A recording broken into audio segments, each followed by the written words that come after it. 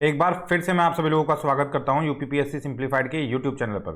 जैसा कि आपको पता है, हम घटना चक्र की दृष्टि मैगजीन के साथ डील कर रहे हैं और इसमें अब तक हम 80 पेज कंप्लीट कर चुके हैं। अब हम 81 पेज से स्टार्ट करेंगे। जिन लोगों को पता नहीं है उनको मैं बता दूं कि अभी राइट नाउ हम जिन अफेयर्स से डील कर रहे हैं वो है इकोनॉमिक अफेयर्स। ओके।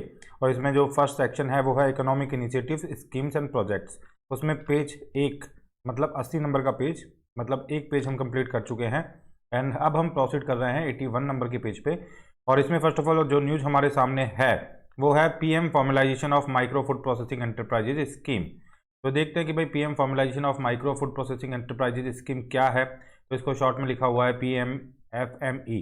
तो बेसिकली क्या है कि जो फूड प्रोसेसिंग जो होती है माइक्रो फूड प्रोसेसिंग एंटरप्राइजेस के थ्रू, उनका फॉर्मलाइजेशन करने की यहाँ पे बात की गई है। और बताया गया है भाई इस स्कीम के लिए 2020-21 से 2024-25 तक जो आउटले रखा गया है बजट का वो 10,000 करोड़ रखा गया है। 10,000 करोड़ का आउटले इसके लिए दिया गया है। और बताया गया है आगे कि भाई इतनी इतनी यूनिट्स हैं and kind of in states के अंदर इतना एलोकेशन हो गया है, इस तरीके की बात की गई है। इस स्कीम के बारे में थोड़ा और देखते हैं। तो 29 जून 2020 को ये स्कीम जो है वो लॉन्च की गई। आत्मनिर्भर भारत अभियान के पार्ट के तौर पर इसको लॉन्च किया गया है और सेंट्रली स्पॉन्सर्ड ये स्कीम है। और इसके अंदर जो फंडिंग का पैटर्न रहने वाला है वो आप देख लीजिए, 60:40 का फंडिंग का पैटर्न रहेगा। 60 सेंट्रल गवर्नमेंट वहन करेगी, 40 जो है स्टेट गवर्नमेंट वहन करेगी। कहाँ पे? स्टेट्स के अंदर और उन यूटीज में जहाँ पे कि लेजिस्लेचर है। और 90:10 रहेगा सेंटर एंड नॉर्थ ईस्टर्न जो आपके हिमालयन स्टेट्स है वहाँ पे जो रेशियो रहेगा 90:10। 90 वहन करेगी सेंटर, 10 वहन करेगा स्टेट। 100% पूरा असिस्टेंट प्रोवाइड किया जाएगा उन यूटीज के अंदर जहाँ पे कि लेजिस्लेचर नहीं है। तो आगे बताया गया कि it will run for 5 years, 5 साल के लिए रन करेगी ये। And one district one product approach को भी इसमें अपनाया जाएगा, उसको भी इम्प्लीमेंट किया जाएगा to encompass input procurement, common services availability and product marketing. अब आगे चलते हैं और नेक्स्ट न्यूज़ को देखते हैं। तो 3 centre of excellence for horticulture crops approved under MIDH। तो MIDH क्या है? फुल फॉर्म MIDH की आपको याद रखनी है, mission for integrated development of horticulture. Mission for integrated development of horticulture जो है ये MIDH की फुल फॉर्म है। तो इसके अंदर 3 सेंटर ऑफ एक्सीलेंस जो हैं उनको एक तरह से यहाँ पे अप्रूव किया गया है। तो under ministry of agriculture and farmers welfare has approved 3 new centre of excellence for horticulture crops on March 9, 2023।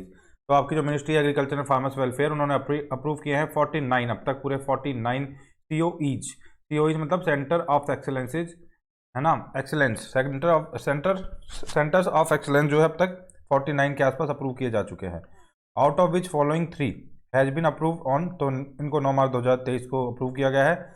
इसमें एक तो COE फॉर कमलम है, तो ड्रैगन फ्रूट जो होता है, तो by Indian institute of horticulture research IIHR Bangalore Karnataka at experimental station. ठीक है, तो यहाँ पे ये बताया गया है इसके बारे में ना, काफ़ी सारी इन्फॉर्मेशन प्रोवाइड की गई है। एक तो ये हो गया and COE for mango and vegetables है and COE for vegetables and flowers है। तो ये एक तो पानी कोयली जयपुर डिस्ट्रिक्ट ओडिशा, जयपुर ये ओडिशा वाला है ना। एंड दूसरा जो है आपका वो है कोदार खांडेपार पोंडा साउथ गोवा। तो ये सारा बताया गया है। Mission for integrated development of horticulture की थोड़ी सी बात कर लेते हैं। तो mission for integrated development of horticulture ये centrally sponsored scheme operational from 2020-14 से स्कीम चल रही है ना, for the holistic growth of the horticulture sector covering fruits, vegetables, root and tuber crops, mushrooms, spices, flowers, aromatic plants, coconut, cashew and cocoa and bamboo वगैरह, इन सबको इसमें बढ़ाया जाता है ना, इन सब के ऊपर ध्यान दिया जाता है यहाँ पे, इनका प्रोडक्शन के ऊपर। अब देखते हैं स्वायत्त इनिशिएटिव। तो व्हाट इज स्वायत्त इनिशिएटिव? स्वायत्त इनिशिएटिव क्या है? तो मार्च 2023 में government e market place JAM, जो कि काफ़ी फेमस रहता है, commemorates the success of Swayat, an initiative to promote startups, women and youth advantage through government e-transactions on JAM। तो ये स्वायत्त को सेलिब्रेट किया है कुल मिला के है ना JAM ने। तो गवर्नमेंट ई मार्केट प्लेस होता है JAM। ठीक है, अबाउट स्वायत्त इनिशिएटिव, तो JAM के बारे में पता है ना आपको। JAM government e market place होता है जहाँ से कि काफ़ी कुछ प्रोक्योर किया जाता है गवर्नमेंट के द्वारा। गवर्नमेंट की जितनी भी प्रोक्योरमेंट्स होती हैं वो JAM से के थ्रू होती हैं काइंड ऑफ है ना। और आजकल और लोगों को भी प्रमोट किया जा रहा है प्रोक्योर करने के लिए। तो initiative to promote startups, women youth advantage through e transaction, Swayatt इसकी फुल फॉर्म है ना, on JAM was first launch in February 2019। The intent of Swayatt 2019 was to promote inclusiveness of various categories of sellers and service providers on the portal and more than 8.5 lakh micro and small enterprises are registered on GEM portal, who have been able to get businesses of over 1.87 lakh crore spread across the 68 plus orders। तो ध्यान रखना है। तो GEM जो है उसके बारे में थोड़ा देख लीजिए आप। जो ये इनिशिएटिव है वो 9 अगस्त 2016 को लॉन्च किया गया था by ministry of commerce and industry, government of India. तो बेसिकली ये एक तरीके का मार्केट प्लेस है, वहाँ से क्या होता है कि प्रोक्योरमेंट होता है, काइंड ऑफ खरीद फरोख्त होती है ना। तो ये देखना है आपको। आगे देखना है MSME कम्पिटिटिव स्कीम, LEAN, लीन स्कीम। क्या है ये लीन स्कीम? तो 10 मार्च 2023 को लॉन्च की गई है। मिनिस्ट्री ऑफ माइक्रो स्मॉल और मीडियम जो एंटरप्राइजेज है उन्होंने इसको लॉन्च किया है। ऑब्जेक्टिव जो है इस स्कीम का वो है क्रिएट अवेयरनेस अमॉन्ग्स द MSMEज अबाउट लीन मैन्युफैक्चरिंग प्रैक्टिसेज। तो what is lean manufacturing practices है क्या? What is lean manufacturing? What is lean manufacturing, है ना। तो देखते हैं। Lean manufacturing is a methodology that focuses on minimising waste within manufacturing system while simultaneously maximising the productivity. तो ये लीन का है ना, एक तरह से लीन में ही पर्पज होता है लीन का। Under the scheme MSME will implement lean manufacturing tool like 5S, kaizen, kanban and visual workplace, poka, yoke. तो ये कभी वर्ड्स आ जाते हैं तो ध्यान रखना है ये क्या है। MSME will implement lean manufacturing tools. तो ये लीन मैन्युफैक्चरिंग टूल्स है जिसके थ्रू की क्या कोशिश की जाती है? कोशिश की जाती है कि मेथोडोलॉजी को अपनाया जाए, ऐसी मेथोडोलॉजी को अपनाया जाए जिससे कि वेस्ट को कम से कम किया जाए और मैन्युफैक्चरिंग का जो आउटपुट हो ना, उसकी जो प्रोडक्टिविटी हो मैक्सिमम हो पाए। अब देखते हैं चैंपियंस पोर्टल, ये क्या है? ये भी काफ़ी फेमस है चैंपियंस पोर्टल भी। तो champions stand for creation and harmonious application of modern processes for increasing the output and national strength. तो ये चैंपियन की फुल फॉर्म है, यदि कभी आ जाती है तो याद रखना है आपको। एंड चैंपियंस पोर्टल जो है लॉन्च किया गया है प्राइम मिनिस्टर जी के द्वारा 1 जून 2020 को। Is an ICT based technology system for making the smaller units big by helping the hand holding them, by helping and hand holding them. तो ये चैंपियंस के बारे में थोड़ा देख लेना है ना। अब देखते हैं कि PM कुसुम स्कीम के अंदर तो कुछ अमेंडमेंट हुए हैं। तो कुछ अमेंडमेंट्स हुए हैं PM कुसुम स्कीम के अंदर, उसके बारे में देख लेते हैं। तो in March 2023 ministry of new and renewable energy has taken several steps to achieve the targets under the Pradhan Mantri Kisan ऊर्जा सुरक्षा एवं उत्थान अभियान। देखो PM कुसुम की फुल फॉर्म भी आपको याद रखनी है, प्रधानमंत्री किसान ऊर्जा सुरक्षा एवं उत्थान अभियान। तो इसके अंदर कुछ अमेंडमेंट वगैरह हुए हैं। तो this include amendment in the scheme guidelines based on the feedback received during the implementation. Scheme has been extended till, अब स्कीम को 31 मार्च 2026 तक एक्सटेंड कर दिया गया है। तो क्वेश्चन आपके सामने कभी आ सकता है तो भाई इस स्कीम को कब तक एक्सटेंड किया गया है, कहाँ तक के लिए एक्सटेंड किया गया है। तो PM कुसुम के बारे में बता दूं, प्रधानमंत्री किसान ऊर्जा सुरक्षा एवं उत्थान अभियान स्कीम जो है लॉन्च की गई है 2019 के अंदर। Is aimed at ensuring energy security for farmers in India along with honoring India's commitment to increase the share of the installed capacity of electric power from non-fossil fuel sources to 40% by 2030 as part of intended nationally determined contribution। तो INDCs के part के तौर पे 40% तक हमको अपनी जो energy है वो रिन्यूएबल एनर्जी के थ्रू वो नॉन फॉसिल फ्यूल के थ्रू एक्वायर करनी है। ठीक है, इस पर्पज को फुलफिल भी करती है स्कीम कहीं ना कहीं पे, और इसको 31 मार्च 2021 तक बढ़ा दिया गया है। इसकी फुल फॉर्म भी आपको याद रखनी है, और लॉन्च 2019 के अंदर की गई थी ये स्कीम, ध्यान रखना है सब कुछ, है ना। अब देखते हैं इंपॉर्टेंट अचीवमेंट ऑफ इस स्कीम को देखें तो till February 2023 28 February 2023 grid connected solar power plant of 89.45 megawatt capacity have been installed and 2.09 lakh agriculture pumps have been solarised under the scheme. तो ये भी आपको ध्यान रखना है। अब PM मित्रा पार्क्स देख लेते हैं, क्या है PM मित्रा पार्क्स। तो प्रधानमंत्री नरेंद्र मोदी ने अनाउंस किया है 17 मार्च 2023 को date PM Mitra mega textile parks will be set up in Tamil Nadu, Telangana, Karnataka, Maharashtra, Gujarat, Madhya Pradesh and Uttar Pradesh के अंदर इनको सेटअप किया जाएगा। ठीक है, अब इंपॉर्टेंट पॉइंट यहाँ पे देख लेते हैं। तो बताया गया कि these parks are inspired by प्रधानमंत्री Narendra Modi 5F vision which aims to boost the Indian textile industry from farm to fashion to foreign markets. Okay, आगे बताया गया है PM Mitra scheme was announced in October 2021 and the parks are extended to be set up in set up by 2026-27 with a total outlay of 4445 crore रुपए। ठीक है, 4445 करोड़ रुपए का outlay इसके लिए रखा गया है। About PM Mitra park scheme के बारे में और बात की जाए तो ये park will be developed by special purpose vehicle के थ्रू पार्क को डेवलप किया जाएगा। Will be on by central and state government and in a public private partnership mode के अंदर ये सारा काम होगा। PPP मॉडल फॉलो यहाँ पे किया जाएगा। आगे देखते हैं national technical textile mission NTTM क्या है ये।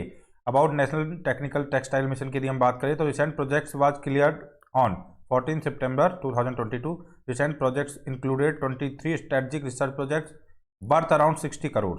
NTTM की यदि हम बात करें तो ये 2020-21 से 2023-24 के फाइनेंशियल ईयर के लिए अप्रूव की गई स्कीम है। मिशन को इम्प्लीमेंट करता है मिनिस्ट्री ऑफ टेक्सटाइल्स, और जो एम है NTTM का, is aim to position the countries as a global leader in technical textiles and increase the use of technical textile in domestic market. तो it aims at taking the domestic market size from $40 billion to $50 billion, $40 billion to $50 billion by 2024। तो देखते हैं status of technical textile in India. तो technical textile का India में status क्या है? The current world market is $250 billion. अभी $250 billion का करंट जो है वर्ल्ड मार्केट है। India share is estimated at $16 billion, which is approximately 6% of the global technical textile market, and the biggest player are the USA, western Europe, China and Japan. तो ये जो है biggest player है इसके अंदर। And government efforts to boost technical textile in India, क्या क्या scheme चलाई जा रही है टेक्निकल टेक्सटाइल को बूस्ट देने के लिए इंडिया के अंदर? तो फर्स्ट ऑफ ऑल तो आप देखिए scheme for integrated textile parks SITP। तो to boost entrepreneurship by providing financial support and state of the art infrastructure के थ्रू स्कीम को 2005 के अंदर लॉन्च किया गया है SITP स्कीम को, scheme for integrated textile park. Centers of Excellence, तो Ministry of Textile had launched this technology mission on the technical textile TMTT with 2 mini missions for 5 years from 2010 to 11 to 2014-15 के अंदर जो है 2 small mission चल रहे थे। अब देख लेते हैं थोड़ा। एक है हार्मोनाइज्ड सिस्टम ऑफ नॉमेनक्लेचर, ये क्या है? Codes for technical textile. तो in 2019 ministry of textile government of India dedicated 207 HSN codes to technical textile. तो ये HSN कोड प्रोवाइड किए गए हैं जो कि हार्मोनाइज्ड सिस्टम ऑफ नॉमेनक्लेचर है। तो ये 207 कोड्स जो है टेक्निकल टेक्सटाइल्स को प्रोवाइड किए गए हैं। 100% FDI अंडर ऑटोमेटिक रूट यहाँ पे दी गई है। Government of India allows 100% FDI under automatic route in textile sector, in technical textile sector basically ना शायद। ओके, अब आगे चलते हैं। काफ़ी बड़ा सा नाम दे दिया एक, national centre of excellence for green port and shipping. तो जो नेशनल सेंटर ऑफ एक्सीलेंस है ग्रीन पोर्ट के लिए और शिपिंग के लिए, तो इसके बाद हम देखते हैं 19 नवंबर 2022 को श्री सर्बानंद सोनोवाल जो है उन्होंने लॉन्च किया है इंडिया का first centre of excellence for green port and shipping. तो की पॉइंट्स की यदि इसमें हम बात करते हैं तो ये पूरा जो है मेजर इनिशिएटिव है ministry of ports and shipping का toward the providing greener solutions, and the announcement was made by the union minister at the Inmarco 2022 in Mumbai. The energy and resources institute TERI, काफ़ी इंपॉर्टेंट है, काफ़ी famous है टेरी, जो कि जिसकी full form है the energy and resources institute is the knowledge and implementation partner for this project. तो ध्यान रखना है कौन है इस प्रोजेक्ट के अंदर इम्प्लीमेंटेशन पार्टनर? टेरी, TERI।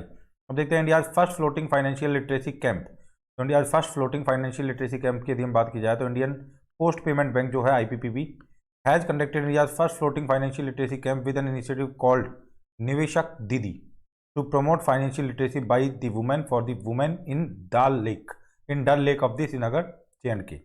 तो India first floating financial literacy camp जो हुआ है नवंबर 2022 के अंदर हुआ है, IPPB द्वारा कंडक्ट किया गया है। इसका जो अंडर इनिशिएटिव क्या हुआ है? निवेशक दीदी करके ना, तो इसमें camp with an initiative called निवेशक दीदी, ठीक है। तो निवेशक दीदी करके इसमें एक कैंप वो रहा है, काइंड ऑफ क्या रहा है, इनिशिएटिव रहा है। अब देखते हैं की points. The floating financial literacy camp was conducted among the local residents around the world famous Dal Lake of Srinagar, ठीक है। And निवेशक दीदी held the financial literacy sessions in the local Kashmiri language। तो ये ध्यान रखना आपको। अब देखते हैं 15th Urban Mobility India UMI Conference and Expo 2022। तो on November 4, 2022 Union Minister of Housing and Urban Affairs Shri Hardeep Singh Puri and Chief Minister of Kerala Shri पिनियारी Vijayan jointly inaugurated 15th Urban Mobility India Conference and Expo 2022 in Kochi, Kerala. तो ध्यान रखना है किस जगह पे ये launch हुई है ना, वो आपको देख लेना है। और इसको ऑर्गेनाइज किया गया है 4 to 6 नवंबर 2022 ऑर्गेनाइज किया गया है कोची, केरला के अंदर। The theme of the 15th UMI Azadi @75 sustainable Aatmanirbhar urban mobility and organise by the ministry of housing and urban affairs in collaboration with government of Kerala. 16th urban mobility जो India है conference expo 2023 will be held in new Delhi. ध्यान रखना है आपको। Winner of the award से देखा जाता है तो city with an most sustainable transport system Ahmedabad bus rapid transport system को the city with the most sustainable transport system का अवार्ड दिया गया है। The city for the best public transport system was won by the Navi Mumbai for Sustainable City Bus Initiative and the city with the best non-motorized transport. इसको new town Kolkata को इसके लिए basically award मिला है। The city with the best intelligent transport system Chennai.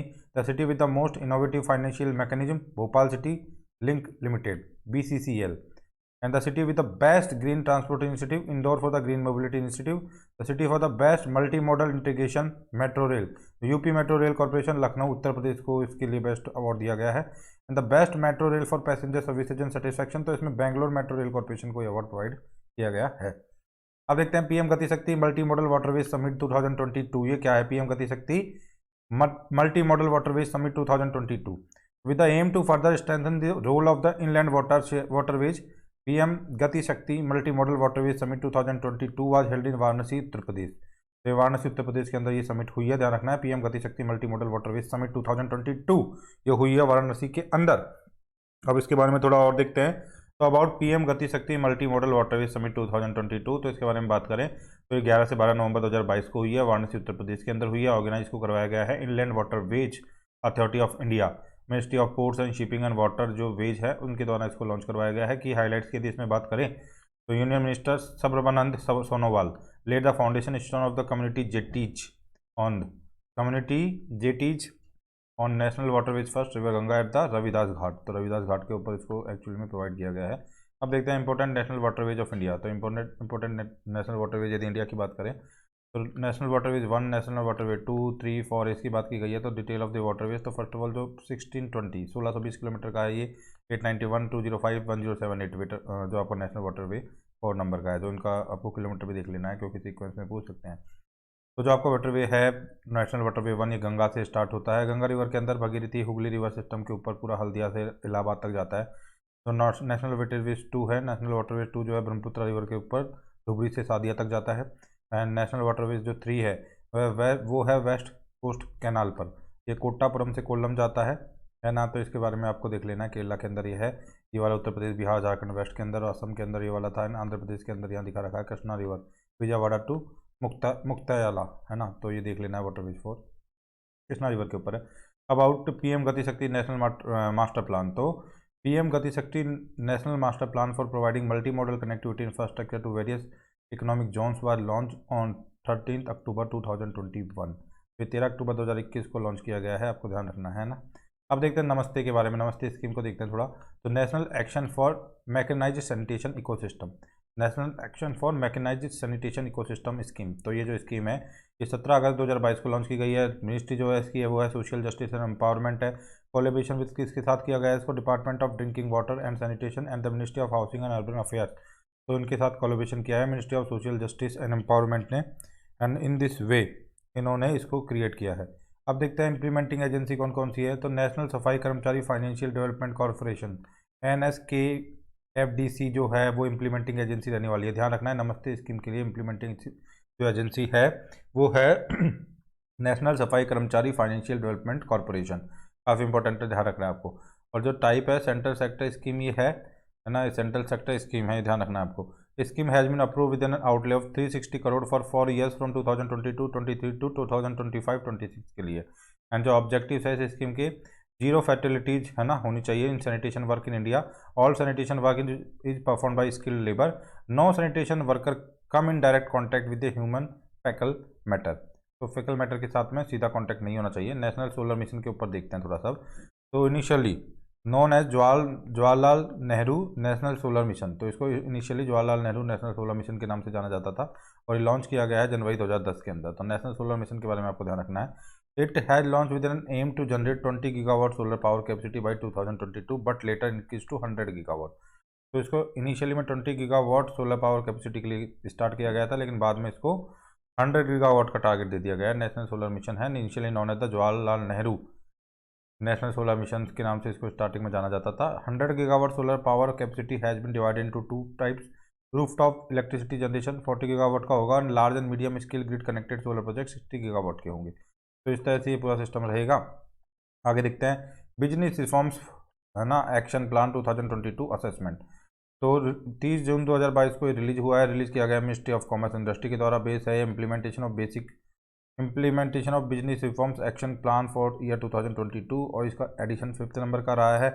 States have been placed under the 4 categories, तो states को 4 category के अंदर रखा गया है business reforms action plan 2022 assessment के अंदर। Top achievers, achievers, aspirers, emerging business ecosystem kind of, है ना। अब देखते हैं टॉप अचीवर्स कौन कौन है। तो आंध्र प्रदेश, गुजरात, हरियाणा एंड कर्नाटका वगैरह ये टॉप अचीवर्स है।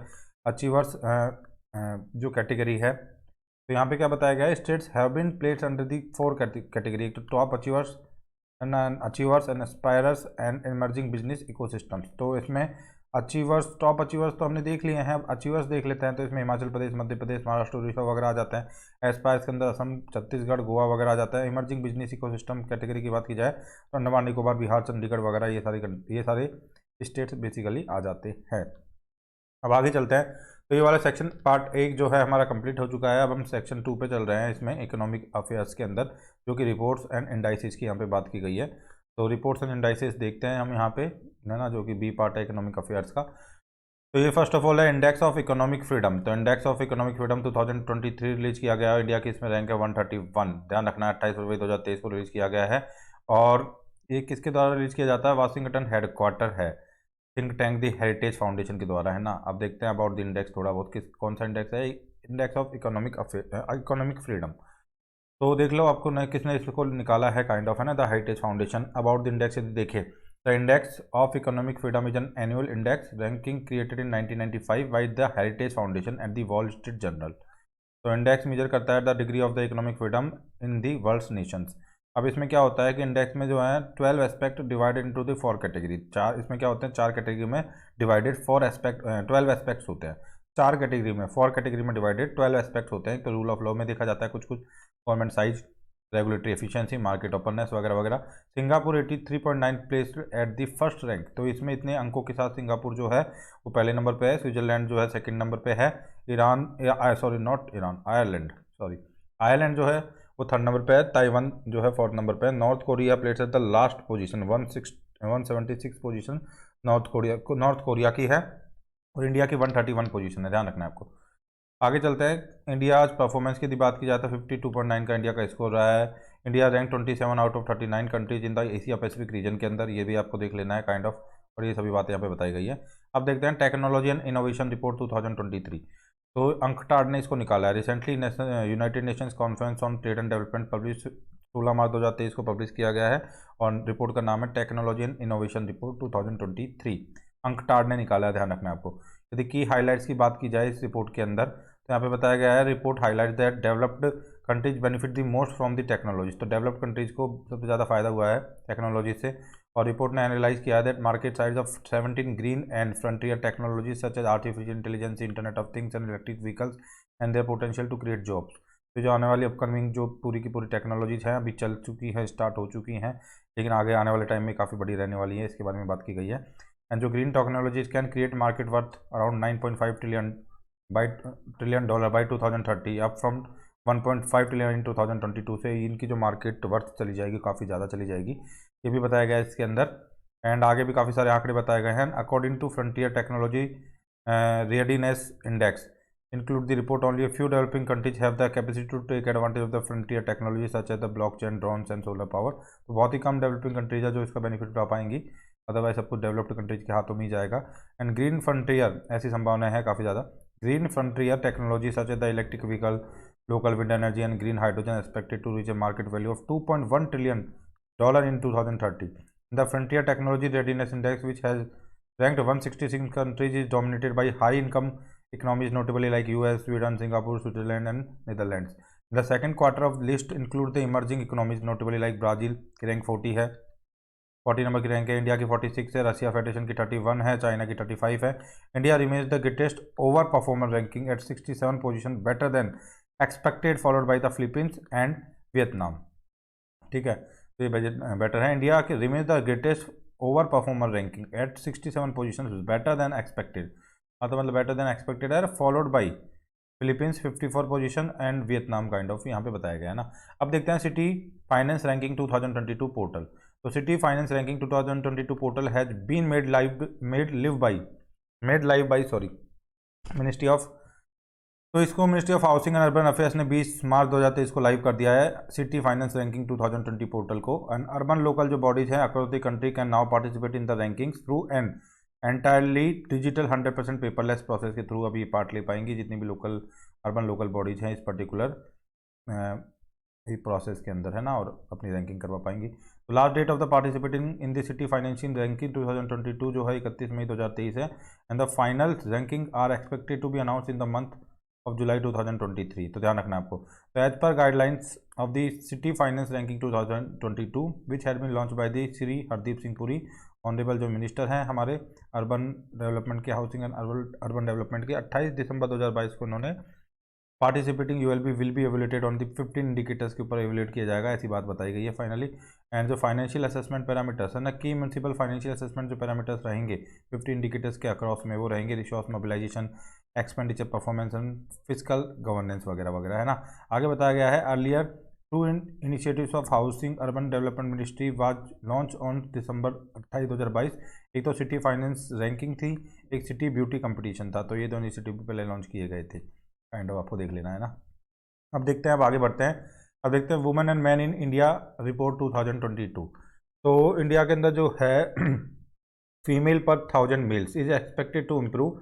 भाई 2036 तक जो इम्प्रूव हो जाएगा इसके अंदर रेशो 952 चला जाएगा है ना, सिग्निफिकेंटली फ्रॉम 943 इन 2011। 2011 में जो 943 था उससे 952 चला जाएगा 2036 में, ऐसी उम्मीद की जा रही है। तो according to women and man in India 2020 report release on 15 March 2023, report के अकॉर्डिंग ऐसा बताया जा रहा है। तो women and man in India report 2022 क्या बोलती है? तो फर्स्ट ऑफ ऑल तो आपको ध्यान रखना है कि नेशनल स्टेटिस्टिकल ऑफिस जो है, ministry of statistical and programme implementation, MoSPI के अंदर जो आता है उसने ये रिपोर्ट रिलीज किया है ना।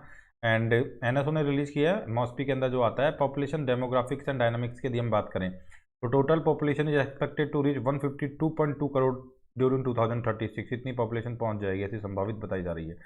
Slightly improved percentage of female population 48.8% हो जाएगा। And population growth has been slowing down from an average annual growth rate of 2.2% in 1971 to 1.1% in 2021 which is projected to further fall to 0.58% in 2036।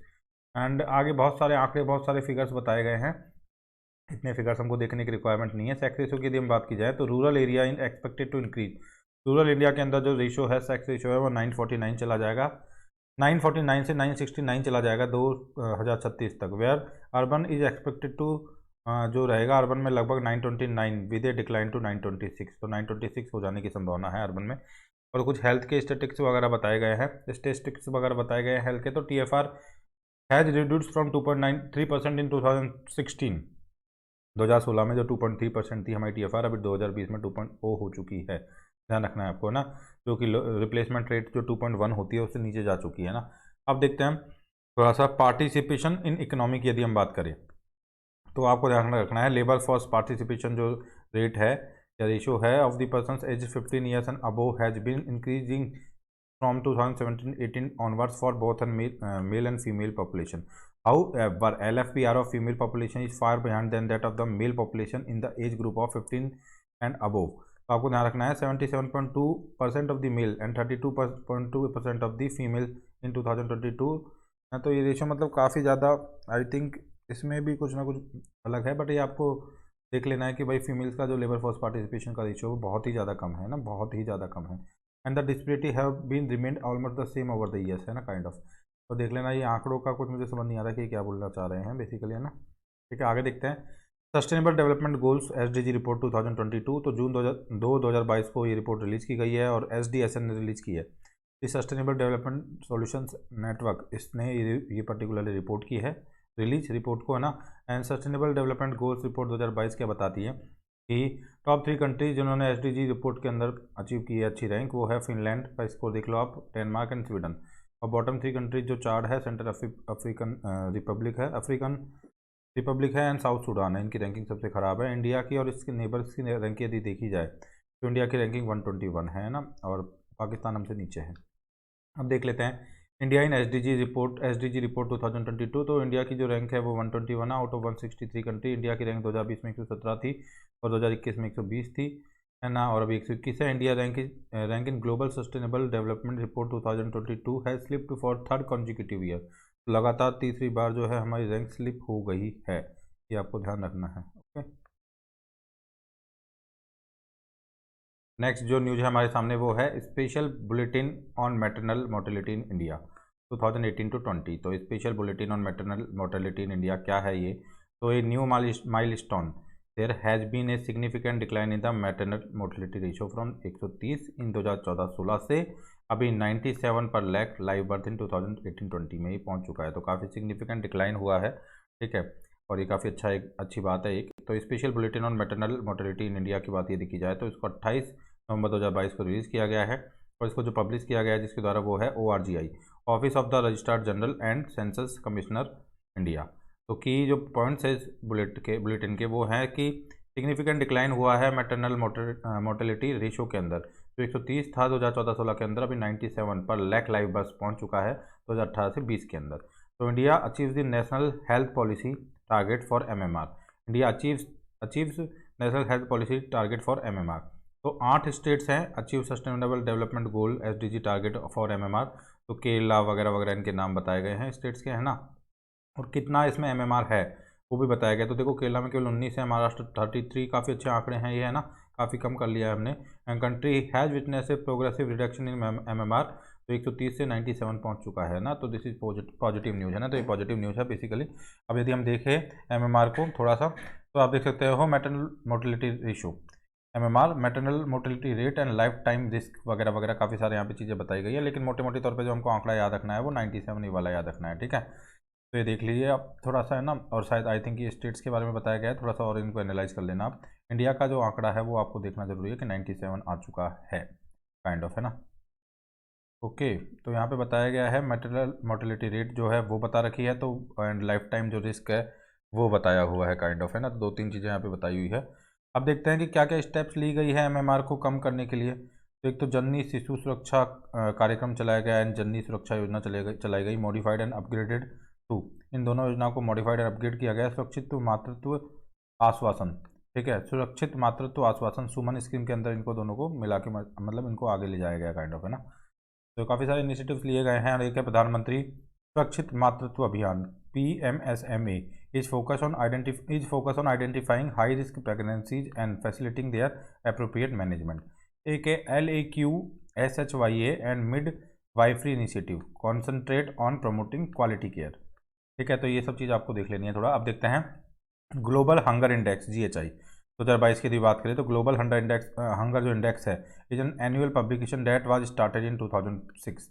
2006 के अंदर जो है global hunger index, आपका global hunger index start किया गया था 2006 के अंदर, ध्यान रखना है आपको। According to GHI 2022 India has a score of 29.1 and hence falls under the serious category. तो इंडिया की कंडीशन बड़ी सीरियस है। तो ग्लोबल हंगर इंडेक्स को यदि थोड़ा और आगे जाके देखते हैं तो अक्टूबर 2022 के अंदर इसको रिलीज किया गया है, ठीक है, रिसेंटली जो है वो। और इसको प्रेजेंट किसके द्वारा किया जाता है, पब्लिश किसके द्वारा किया जाता है, इसको कंसर्न वर्ल्ड वाइड एंड, हमने पहले भी इसके बारे में देखा है, जो कंसर्न वर्ल्ड वाइड एंड जो ये दूसरा इंस्टीट्यूट है इसको देख लेना है आपको ना। अब देखते हैं India is ranked 107 out of 121 countries. India की जो रैंक है 107 देशों में से इंडिया रैंक्ड 101 जो पोजीशन थी इंडिया की कब 2021 के अंदर। हमारी यदि नेबर्स की बात की जाए तो हमसे अच्छी रैंक है इन सभी की, और हमारी इन सबसे खराब रैंक है इसके अंदर ग्लोबल जो हंगर इंडेक्स है उसके अंदर ना। एंड जो टॉप कंट्रीज है collective rank 1 to 17 have a score of less than 5, ठीक है। तो आगे देखते हैं, ये सारी कंट्रियाँ बताई गई है काइंड ऑफ, है ना। आगे बताया गया कि काफ़ी ख़राब जो हालत है वो यमन की है, सेंट्रल अफ्रीकन रिपब्लिक की है, मेडागास्कर की है। और जो ग्लोबल हंगर इंडेक्स है वो 4 फैक्टर्स को देखता है, child stunting, under nourishment, child wasting and child mortality. तो इन 4 फैक्टर्स को देखा जाता है, ध्यान रखना है आपको ग्लोबल हंगर इंडेक्स के अंदर।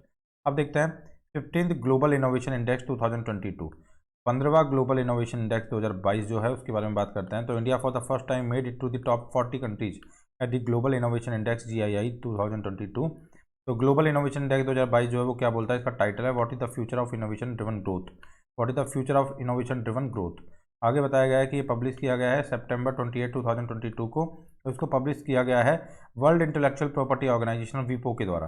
और साथ ही साथ में बताया गया है कि Switzerland for the 12th years in a row, 12वीं बार लगातार स्विट्जरलैंड जो है वो फर्स्ट कंट्री है ग्लोबल इनोवेशन इंडेक्स के अंदर। 2022 में भी इन्होंने टॉप किया है।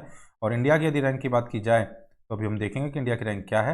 ओके, तो India is the first time, पहली बार to the top 40 countries at the global innovation index, तो टॉप 40 में इंडिया पहली बार आया है। तो यहाँ पे देख सकते हो आप जो टॉप 3 कंट्रीज हैं, ठीक है, और बॉटम 3 कंट्रीज जो हैं, तो आई थिंक इसके अंदर बताया गया कि स्विट्जरलैंड ने 12वीं बार लगातार इन्हें रॉ, है ना, इसके अंदर टॉप किया। तो सबसे अच्छी जो टॉप में कंट्री है 64.6 का स्कोर लेते हुए स्विट्जरलैंड सबसे ऊपर है, फिर यूएसए है, फिर स्वीडन है, और सबसे जो खराब कंट्रीज है वो है गिनिया, इराक एंड, है ना, Guinea and Iraq and Burundi.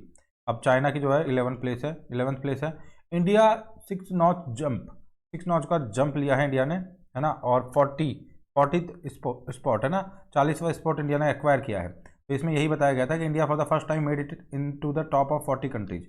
तो 40वीं रैंक है इंडिया की, ठीक है, 132 नेशंस के अंदर, जीआईआई के अंदर इन 2022, जो पहले 46 हुआ करती थी, 46 हुआ करती थी 2021 के अंदर, ध्यान रखना है आपको ना। तो ये सब कुछ बताया गया है। अब आगे देखते हैं, logistics ease across different states, leads survey. तो लीड्स सर्वे क्या है इसको देखते हैं। Logistics ease across different states, leads survey जो है, तो अक्टूबर 2022 के अंदर इसको पब्लिश किया गया है। And DPIIT, ministry of commerce and industry के अंदर जो आता है, उन्होंने इसको पब्लिश किया है, लीड्स सर्वे को बेसिकली, है ना। और थोड़ा देखते हैं, लीड्स 2022 जो है फोकस करता है और indicators introduced across 3 establish pillars. तो 3 एस्टेब्लिश पिलर्स के अक्रॉस में जो इंडिकेटर्स है उनको लीड्स जो 2022 उन पर फोकस करता है। एक तो इंफ्रास्ट्रक्चर है, सर्विसेज है, ऑपरेटिंग एंड रेगुलेटरी इन्वायरमेंट है। तो नेशनल लॉजिस्टिक्स पॉलिसी की यदि हम बात करें, तो ऑन 17 सितंबर 2022 प्राइम मिनिस्टर श्री नरेंद्र मोदी जी ने लॉन्च किया है national logistics policy NLP at Vigyan Bhavan new Delhi के अंदर। ध्यान रखना है, नेशनल लॉजिस्टिक्स पॉलिसी को 17 सितंबर 2022 को पीएम मोदी जी द्वारा नेशनल लॉजिस्टिक्स पॉलिसी को पीएम मोदी जी द्वारा विज्ञान भवन के अंदर लॉन्च किया गया है। अब देखते हैं, LEADS 2022 categorize the states into 4 category.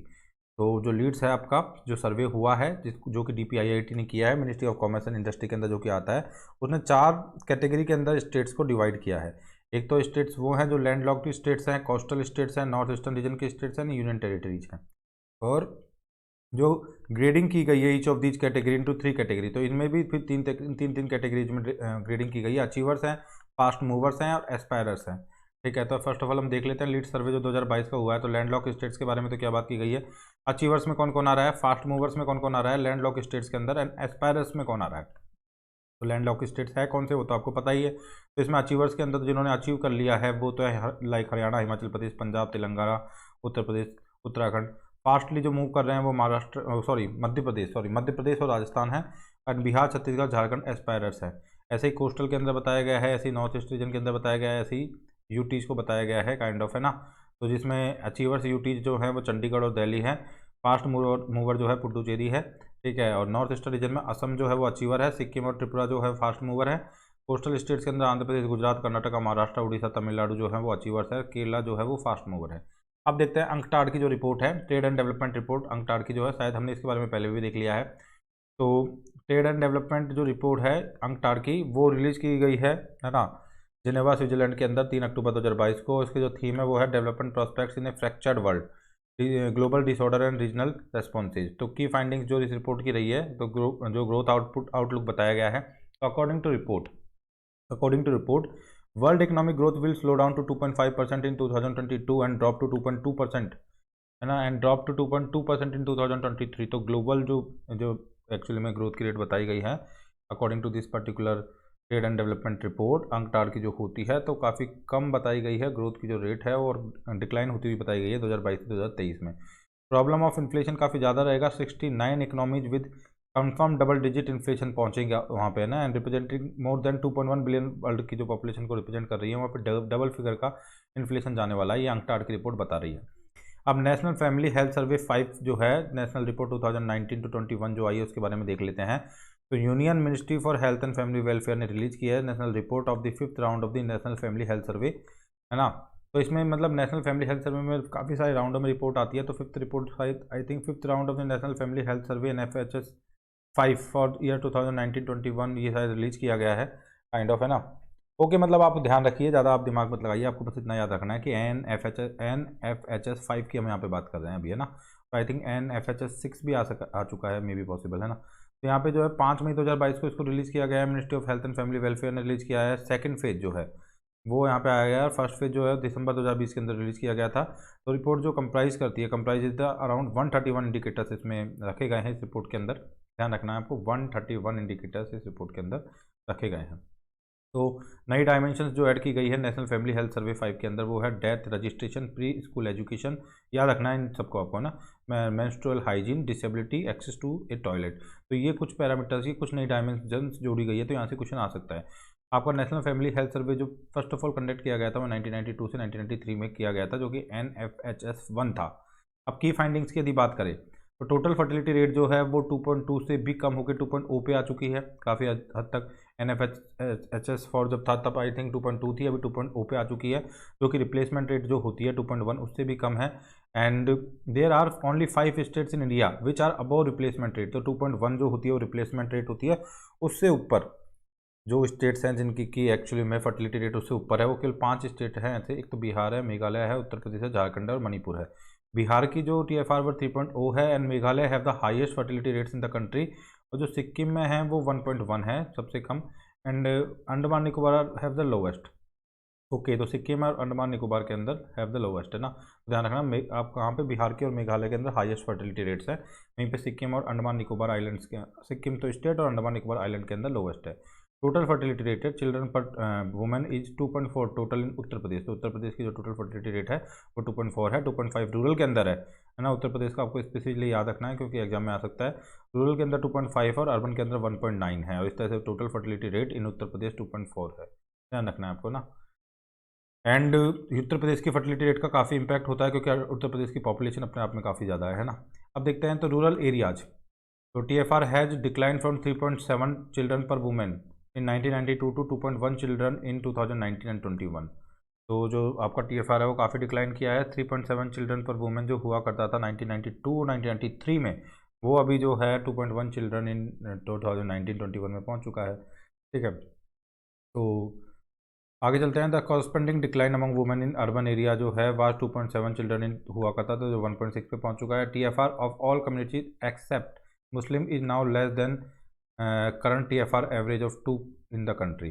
TFR of the Muslim community is 2.4, and West Bengal along with Bihar remains one of the states with highest rate of underage marriages.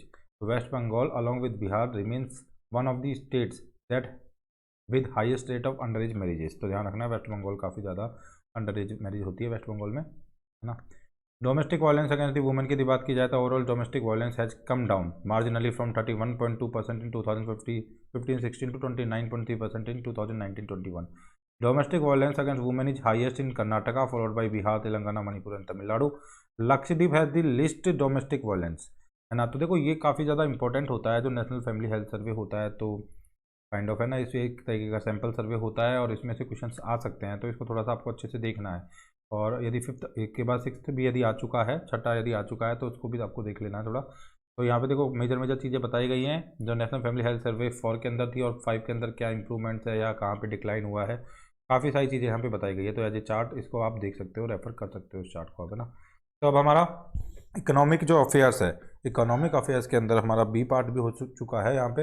अब हम देखेंगे C पार्ट जो कि physical and monetary affairs के बारे में बात करता है, जो कि फिजिकल एंड मॉनेटरी अफेयर्स के बारे में बात करता है। तो हम फर्स्ट ऑफ ऑल तो देखते हैं मॉनेटरी पॉलिसी स्टेटमेंट 2022-23 को देखते हैं। मॉनेटरी पॉलिसी स्टेटमेंट क्या होता है ये, तो मॉनेटरी पॉलिसी जो कमिटी है MPC reserve of the reserve bank of India on February 8, 2023 hike the key policy rate, और की पॉलिसी रेट्स को बढ़ाया गया है, आपको पता है 8 फरवरी 2023 को RBI के द्वारा।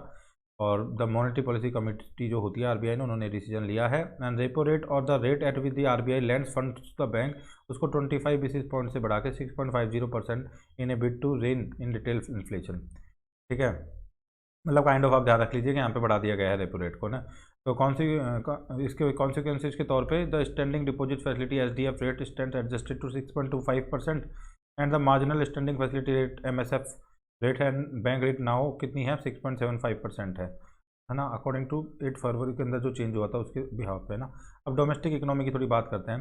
तो फर्स्ट एडवांस एस्टिमेट्स जो हैं वो रिलीज़ किए गए हैं NSO के द्वारा 6 जनवरी 2023 को, और placed India real gross domestic product GDP growth को 7.0% ईयर ऑन ईयर बताया गया है 2022-23 के लिए। फर्स्ट एडवांस जो आपके एस्टिमेट्स रिलीज़ किए गए हैं NSO के द्वारा उसके अंदर। On the supply side gross value जो ऐड हुई है वो बताया जाता है कि एस्टिमेटेड 6.7% बताई गई है। जो कंज्यूमर प्राइस इन्फ्लेशन है ना, CPI हेडलाइन इन्फ्लेशन जो है moderates to 5.7% year on year in December 2022 after easing to 5.9% in November में 5.9 से फिर ये 5.7 तक पहुंच गया है काइंड ऑफ। इसके बारे में बताया गया है on the back of the double digital inflation in vegetable prices. Vegetable prices के अंदर जो इन्फ्लेशन काफ़ी ज़्यादा बताया गया था।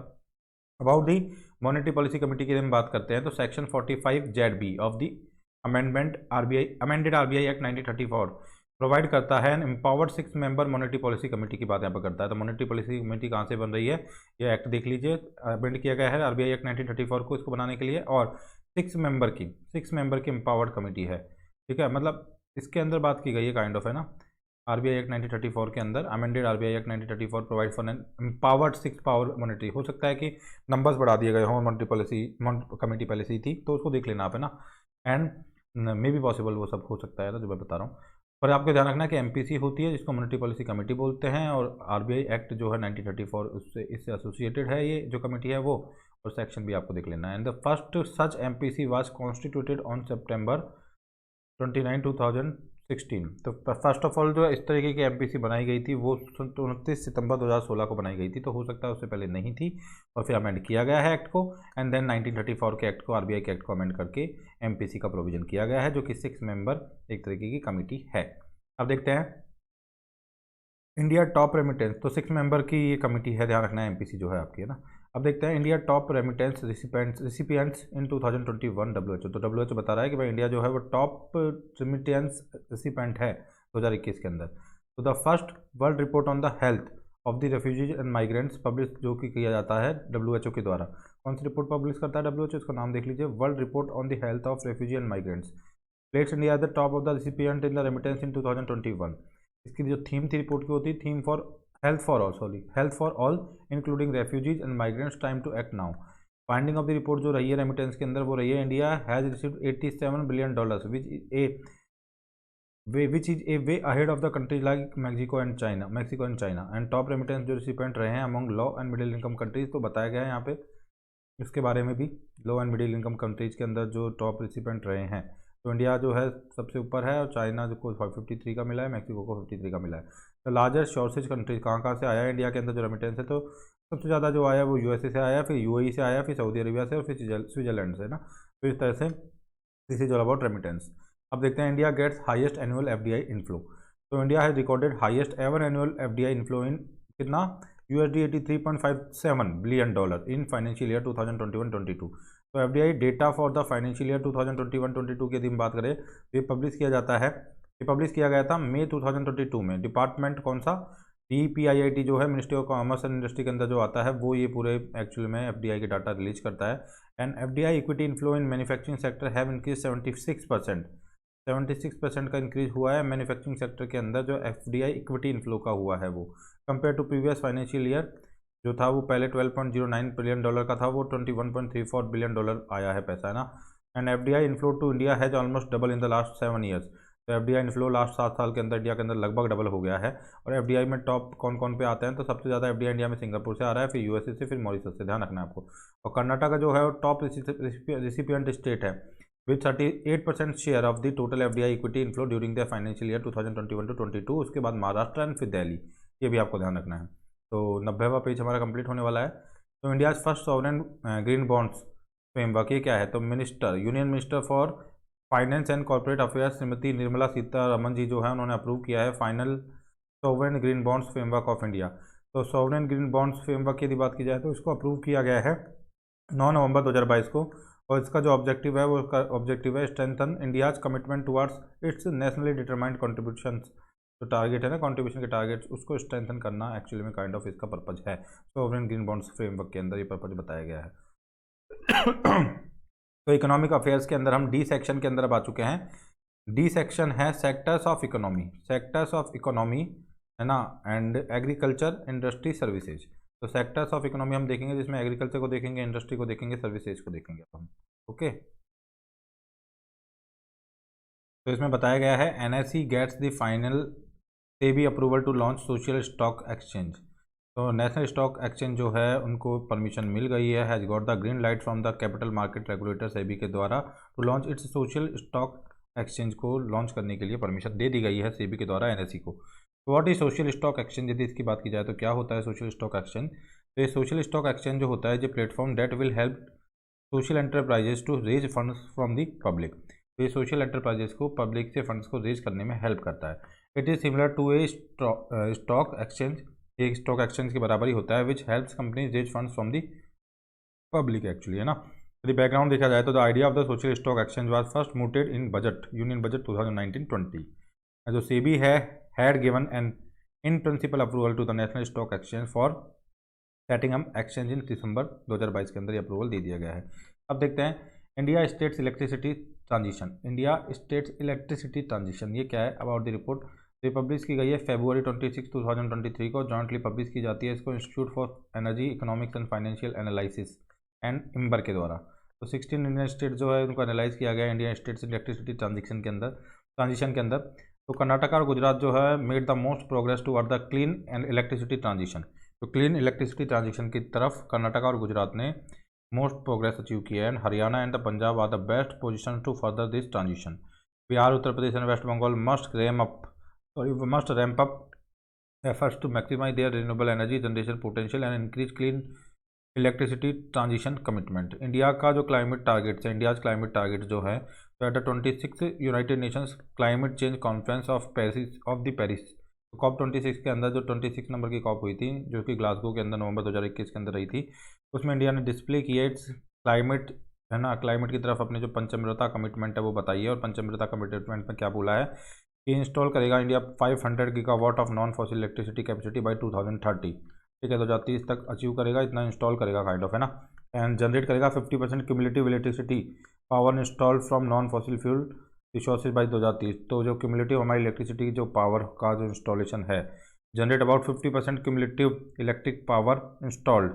ठीक है, फ्रॉम, तो मतलब पूरी जो हमारी इलेक्ट्रिक पावर रहेगी उसमें से लगभग 50% जो हम होगा वो नॉन फॉसिल फ्यूल से क्या करेंगे, जनरेट करेंगे, ऐसी बात की गई है। रिड्यूस करेगा India carbon emission by 1 billion tons from now till 2030 and reduce करेगा emission intensity of its gross domestic product by 45% by 2030 and achieve करेगा नेट जीरो बाय 2070। तो ये सारी बातें हमने यहाँ पे ग्लासगो जो में जो समिट हुई है COP26, इसमें जो पंचमृता की कमिटमेंट्स, पंचमृत कमिटमेंट्स की जो बात की गई है उसके बारे में बता दिया गया है। अब देखते हैं Kirti Parikh panel for gas pricing.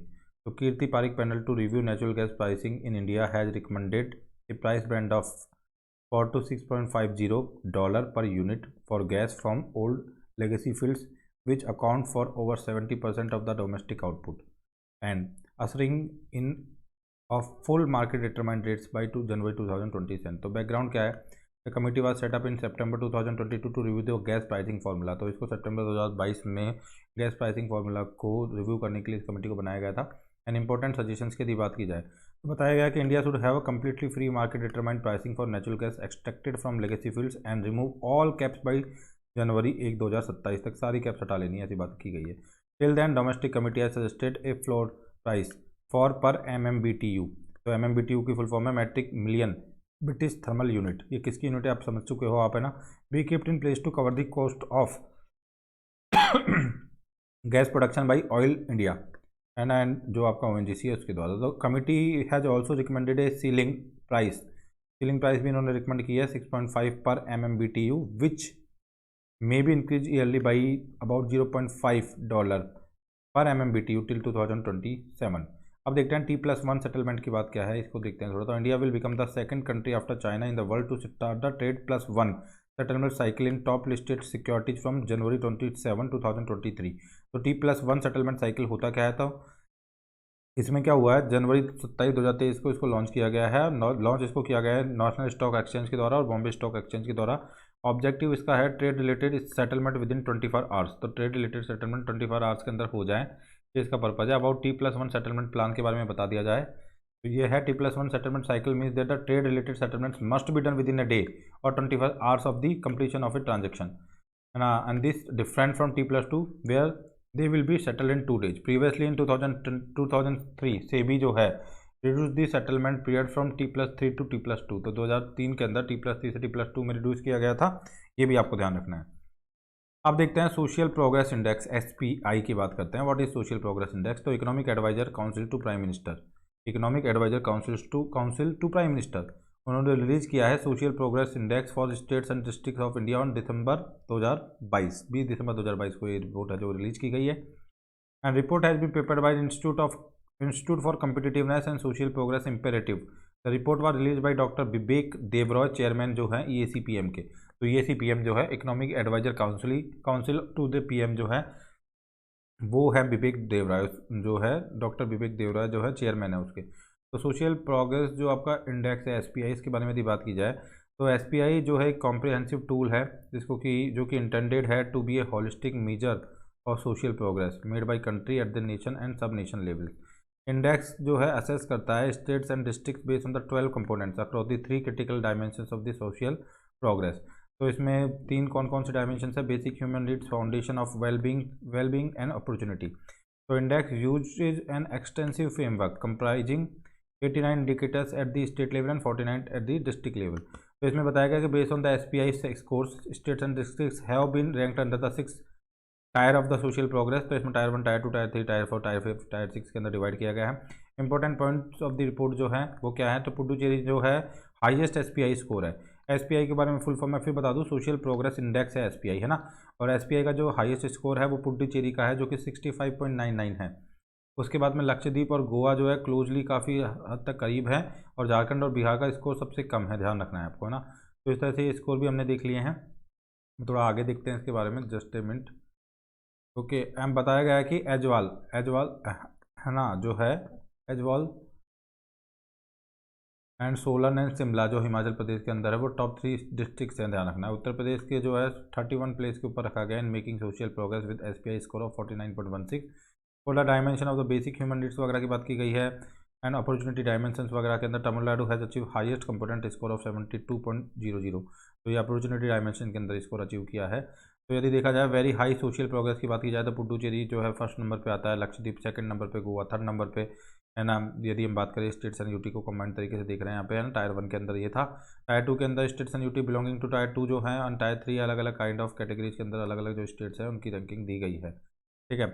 तो यहाँ पे हमने देखा सोशल प्रोग्रेस जो है उसको भी हमने देख लिया है। सोशल प्रोग्रेस किसको? इंडेक्स को हमने देख लिया है, सोशल प्रोग्रेस इंडेक्स को यहाँ पे हमने देख लिया है। ओके, अब हम देखते हैं फर्दर आगे बढ़ते हुए किसको? ग्लोबल स्टार्टअप इकोसिस्टम रिपोर्ट 2022 को देखते हैं। तो 14 जून 2022 को इसको रिलीज़ किया गया है और इसको पब्लिश किया गया है स्टार्टअप जीनोम के द्वारा। और इसको जो पब्लिश्ड जो है the global startup ecosystem report 2022, इस रिपोर्ट का नाम है। केरला ने टॉप किया है इस रिपोर्ट के अंदर, has been ranked first in the Asia in affordable talent in global startup ecosystem report के अंदर। The first global startup ecosystem report जो है वो 2012 के अंदर पब्लिश की गई थी। टॉप 3 जो कंट्री है वो है silicon, New York and London. Silicon valley जो कंट्रीज हैं बेसिकली 3 जो इंपॉर्टेंट सबसे टॉप में जो कंट्रीज आ रही हैं वो ये है। And India sides in GSER, तो इंडिया की जो सिचुएशन है GSER के अंदर वो बेंगलोर, दिल्ली, मुंबई जो है, बेंगलोर की 5वीं रैंक है ना। परफॉर्मेंस जो है 5 है, 8, 6 स्कोर बताए गए हैं काइंड ऑफ कुछ है ना। एंड 22वां, 26वां, 36वां रैंक है ना काइंड ऑफ, इसको देख लेना है आपको। अब देखते हैं कि फाइंडिंग्स क्या है। तो 540 कंपनियां जो हैं अचीव कर रही है यूनिकॉर्न स्टेटस 2021 में 540 कंपनीज ने यूनिकॉर्न स्टेटस अचीव किया वर्ल्ड वाइड, जो कि 2020 के अंदर 150 जो है कंपनीज को मिला था। एंड सेवरल जो Indian ecosystem have risen in the ranking such as Delhi की रैंक भी अच्छी हुई है एंड बेंगलोर की रैंक 22 हुई है। Mumbai has moved out of emerging economic systems into global overall ranking rank 36। ये सब बातें यहाँ पे बताई गई हैं। अब हम देखते हैं minimum support price for all kharif crops for marketing season 2022 to 23। तो मार्केटिंग सीजन 2022 से 23 के अंदर खरीफ की सभी जो क्रॉप्स हैं उसके लिए मिनिमम सपोर्ट प्राइस की यहाँ पे बात की गई है। तो 8 जून 2022 को cabinet committee on economic affairs जो है CCEA, जो कि चेयर की गई थी प्राइम मिनिस्टर नरेंद्र मोदी जी के द्वारा, है ना। एंड चेयर की जाती है बेसिकली, है ना, प्राइम मिनिस्टर के द्वारा। And has approve the increase in minimum support price for all mandated kharif crops for marketing session 2022-23 के लिए, सभी खरीफ क्रॉप्स के लिए MSP को बढ़ाने का यहाँ पे इन्होंने डिसाइड किया था काइंड ऑफ, है ना। तो यहाँ पे ये टेबल बताई गई है, उस टेबल के अंदर बताया गया है कि भाई MSP जो थी पर क्विंटल कितनी थी 2021-22 के अंदर, 2022-23 के अंदर कितनी कर दी गई है, ठीक है, और इंक्रीज़ कितना हुआ है। तो पैडी वगैरह इन सब के बारे में यहाँ पे बताया गया है, इस चार्ट को आप देख सकते हो, है ना। हालांकि आंकड़े इतने सारे याद करना जरूरी नहीं है, बड़े हैं सभी आंकड़े जनरली, है ना। ये आप देख लीजिए थोड़ा सा, है ना, सभी की जो रेट है बढ़ा दी गई है ना। तो MSP for all rabi crops for marketing season 2022-23-24 की बात की जाए तो cabinet committee on economic affairs chair by prime minister Modi has approved the increase in the minimum support price for all. पहले खरीफ की क्रॉप के लिए किया गया, फिर रबी की क्रॉप के लिए किया गया है। ठीक है, तो ये रबी की क्रॉप के लिए भी आप देख सकते हो कि किस तरह से जो रेट्स के अंदर परिवर्तन है वो आप देख सकते हो। तो इस तरह से हमारा जो सेक्शन डी था वो भी कंप्लीट हो गया है इकोनॉमिक अफेयर्स के अंदर। इकोनॉमिक अफेयर्स के अंदर ही सेक्शन ई है जो कि इंटरनेशनल इकोनॉमिक एक्टिविटीज़ की बात करता है। अब उसको देखेंगे हम बेसिकली। ओके, तो इकोनॉमिक अफेयर्स की जो ई सेक्शन को हम देखते हैं नेक्स्ट वीडियो के अंदर से अब, है ना। तो नेक्स्ट वीडियो में स्टार्ट करेंगे अब इसको हम, है ना। ओके, ठीक है।